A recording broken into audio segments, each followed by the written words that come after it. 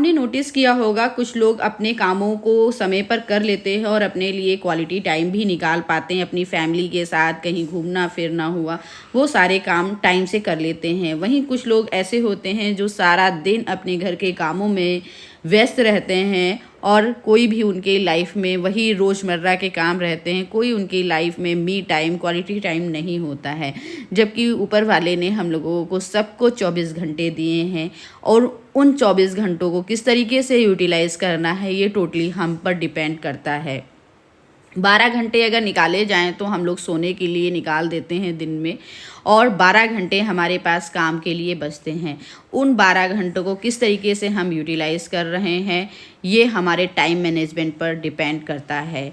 तो आज के वीडियो में मैं आपके साथ कुछ टाइम मैनेजमेंट की प्रैक्टिकल टिप्स आपके साथ शेयर करूंगी, जो होम मेकर्स हों या वर्किंग हों, सभी के लिए बहुत इम्पॉर्टेंट होता है। क्योंकि घर महिलाओं को ही संभालना रहता है और उनकी पूरी जिम्मेदारी घर की महिलाओं के ऊपर ही होती है। आप वर्किंग हैं तो भी आपको घर को मैनेज करना है, अगर आप हाउस वाइफ हैं तो भी आपको घर के कामों को मैनेज करना रहता है। ये बहुत ही छोटी छोटी सी टिप्स हैं, लेकिन बहुत ही असरदार टिप्स हैं। अगर आप इनको अपनी डेली लाइफ, अपनी आदतों में शामिल करेंगे तो बहुत हद तक आप अपना टाइम सेव कर पाएंगे और अपने लिए क्वालिटी टाइम निकाल पाएंगे। तो चलिए स्टार्ट करते हैं वीडियो को। सबसे पहली टिप तो मैं यही कहूँगी, टू डू लिस्ट बनाएं। टू डू लिस्ट जो बिल्कुल सिंपल सा है, लोग यही सोचेंगे क्या लिस्ट बनाना, डेली के वही काम रहते हैं, उनको क्या एक लिस्ट में कैटेगराइज करना, क्या लिखना। लेकिन आप ऐसा कर कर देखिए, आपको बहुत हेल्प मिलेगी और बहुत अच्छे से आप सारे कामों को मैनेज कर पाएंगे। यहाँ पर मैं बताते चलूँ, मैंने दोपहर का लंच बनाया पूजा करने के बाद में। फिर उसके बाद मैं यहाँ शाम के लिए बच्चों के लिए बना रही हूँ मैंगो पुडिंग, और ये मैं फ़र्स्ट टाइम ट्राई कर रही हूँ। इसके लिए मैंने मैंगो के पल्प को चीनी और दूध से ग्राइंड करके एक कढ़ाई में, पैन में इस तरीके से उसको 10 से 15 मिनट तक चलाया, और उसके बाद उसमें कॉर्नफ्लोर 1 चम्मच मैंने लिया था कॉर्नफ्लोर, और थोड़ा सा दूध लेके एक पेस्ट बना के उसको ऐड कर दिया। अब भी मैं इसको 10 मिनट तक चलाऊंगी। फिर उसके बाद जब ये थोड़ा सा थिक हो जाएगा, उसके बाद इसे इस तरीके से कटोरियों में फिल करके रैप, ये मैं एक्चुअली ना फर्स्ट टाइम बना रही हूँ, कैसा बनेगा तो मैंने ज़्यादा नहीं बनाया है। रैप करके इसे रख दूँगी फ्रिज में। तो फ्रिज में रख दिया था इसे रैप करके। लंच वगैरह का सारा काम हो गया, नीचे किचन का सारा काम हो गया। अभी मैं आई हूँ अपनी ड्रेसिंग की डस्टिंग करने के लिए। तो हम लोग कहाँ पे थे? टू डू लिस्ट बनाने पे। जी हाँ, टू डू लिस्ट अगर आप बना लेंगे ना तो बहुत हेल्प आपको मिल जाएगी। इससे आपके सारे काम मैनेज हो जाएंगे। आपके दिमाग में रहेगा कि हाँ, आपको क्या काम करना है, इसके बाद क्या काम करना, और इसके बाद कौन से काम करना है। सुबह उठकर सबसे पहले एक लिस्ट आप जब प्रिपेयर करेंगे और उसको अपनी प्रायोरिटी के हिसाब से सारे कामों को आप लिख लेंगे तो बहुत सारा काम मैनेज हो जाएगा। जैसे कि मुझे आज ड्रेसिंग टेबल साफ़ करना था, तो मैंने सोचा इसे पहले साफ़ करती हूँ, लेकिन ड्रेसिंग टेबल साफ़ करने में काफ़ी सारा समय लग जाएगा। इसलिए मैंने प्रेफ़र करा कि पहले लंच बना कर रख दूँ, फिर उसके बाद ड्रेसिंग टेबल साफ़ करूँगी। तो इसी तरीके से आप अपनी टू डू लिस्ट बनाइए।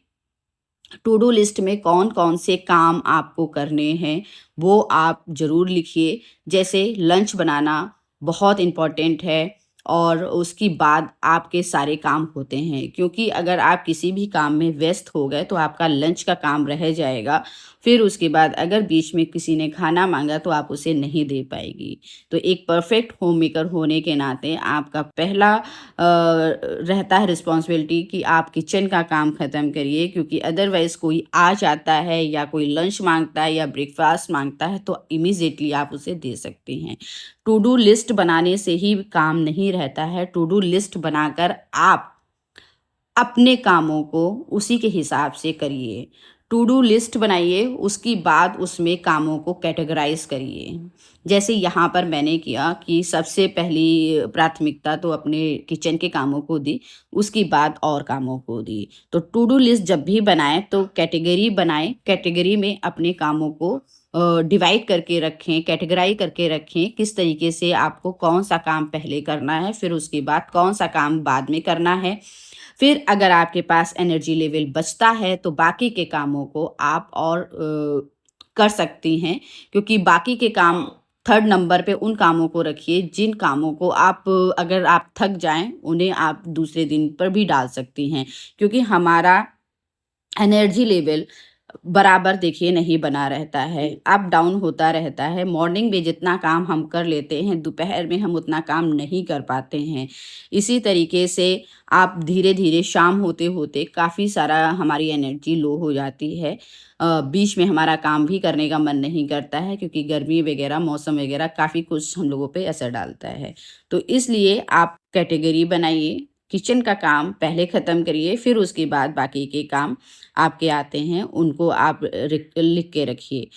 उसके बाद मैं आपसे कहना चाहूँगी, तीसरी टिप यही है कि टाइम सेट करके रखिए। एक टाइम फ्रेम के अंदर, जैसे खाना बनाना है, तो ये नहीं कि आपने 8 बजे से लगा के 12 बजे तक आप खाना ही बना रही हैं। अगर आपने खाना बनाया है और आपको माइंडसेट है कि आज मुझे ये बनाना है, तो खाना बनाने में मुश्किल से 1 घंटा लगता है, और उसके बाद अगर आप किचन को साफ़ करेंगी, उसको समेटेंगी, तो आधा या 1 घंटा 45 मिनट उसमें लग जाता है।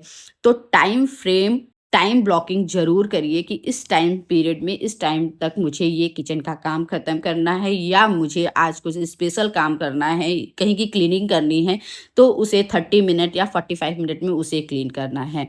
जब आप टाइम ब्लॉकिंग करेंगी, तो बहुत हद तक आपके सारे काम मैनेज हो जाएँगे, और आपके हाथ भी उतनी स्पीड से चलेंगे, क्योंकि आपके दिमाग में रहेगा कि हाँ, इतने बजे तक मुझे ये काम ख़त्म करना है।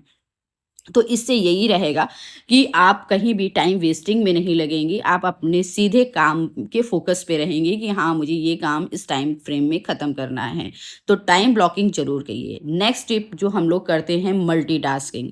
मल्टीटास्किंग के चक्कर में मल्टीटास्किंग देखिए बहुत अच्छा होता है, लेकिन कभी-कभी क्या होता है, उसके चक्कर में हमारे और काम बिगड़ने लगते हैं। तो कभी भी मल्टीटास्किंग करिए तो प्लान करके करिए कि अगर आप किचन में खड़े हैं, तो किचन का ही जितना काम है, उसको मल्टीटास्किंग में लीजिए। ये नहीं कि अगर किचन का काम आप कर रहे हैं, तो आपने फट से क्लीनिंग का काम ले लिया, क्योंकि देखिए उतना ही टाइम वेस्ट होगा। हम मल्टीटास्किंग क्यों करते हैं? समय बचाने के लिए। लेकिन अगर आप एक तरफ क्लीनिंग कर रहे हैं और एक तरफ किचन का काम कर रहे हैं, तो बार-बार आपको नीचे से ऊपर देखना पड़ेगा, अंदर से बाहर किचन में देखना पड़ेगा। अभी एक तरफ आप क्लीनिंग कर रहे हैं, दूसरी तरफ आपको किचन में भी फ़ोकस करना है। तो इससे बहुत आप एनर्जी आपकी भी जाएगी, आपका टाइम भी उतना जाएगा।